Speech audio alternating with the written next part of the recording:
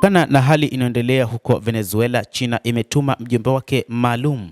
Mjumbe huyo maalum wa rais wa China Xi Jinping amekutana na rais wa Venezuela Nicolas Maduro huko Caracas mnamo Ijumaa na kuthibitisha uhusiano mkubwa wa kiuchumi kati ya mataifa hayo mawili, lakini pia kuangazia namna ya kuweza kuhakikisha usalama zaidi katika taifa hilo la Caribbean.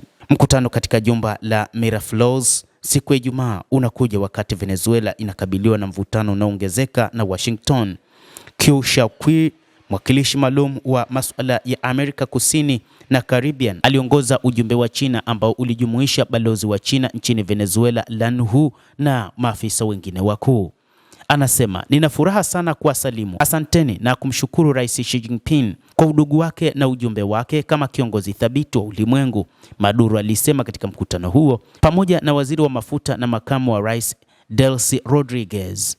Serikali ya Venezuela ilisema mkutano huo ulisaidia kuunganisha mpangilio mpya wa ulimwengu wa sehemu nyingi, ulisisitiza hali ya kutoyumba ya uhusiano kati ya Caracas na Beijing, haswa katika uso wa hatua za kulazimisha upande mmoja na harakati za maendeleo huru kwa mataifa ya kusini mwa ulimwengu. Beijing bado haijatoa taarifa rasmi juu ya mkutano huo, lakini kwa mujibu wa Caracas, Qiu Shaoqi alisisitiza kwamba China na Venezuela ni washirika wa kimkakati na kwamba serikali ya Bolivia inawakilisha fursa muhimu kwa upande wa Uchina. Mkutano huo unaonyesha uungaji mkono wa Caracas kutoka nchini China, unafuatia shutuma za hivi majuzi za hatua za Marekani kutoka eneo hilo na namna ambavyo China na Urusi sasa zimeamua kuibeba Venezuela, ambao wamethibitisha mshikamano wao dhidi ya Venezuela wakati itakapokabiliwa na mzingiro wa majini katika visiwa vya Caribbean kama ambavyo Marekani imeamua kufanya.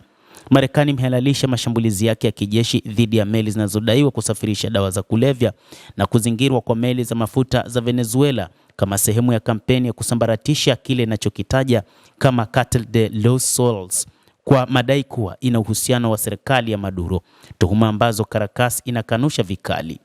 Tuhuma nzito ambazo Caracas imedaiwa na Marekani ni juu ya madawa ya kulevya na kumshutumu Maduro kuwa msafirishaji na mlanguzi wa dawa za kulevya.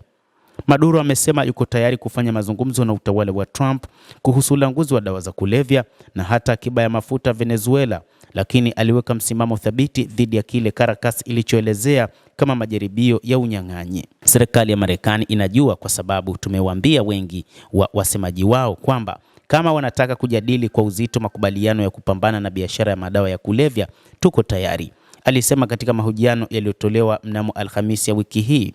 Ikiwa wanataka mafuta, Venezuela iko tayari kwa uwekezaji wa Amerika kama vile Chevron wakati wowote wanapotaka, popote wanapotaka na wanavyotaka.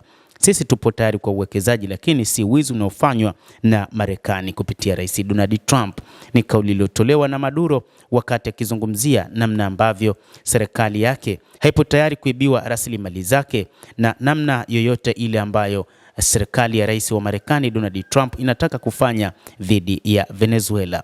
Mtazamaji wa The World News, endelea kutufuatilia, lakini ni kusihi usisahau kulike, usisahau kucomment, kadhalika na kusubscribe channel yetu hii ili upate habari hizi kwa mapana kupitia The World News. Naitwa Adam Hussein, endelea kuwa nasi wakati wote, endelea kutufuatilia uyajue mengi yanayojiri katika ulimwengu.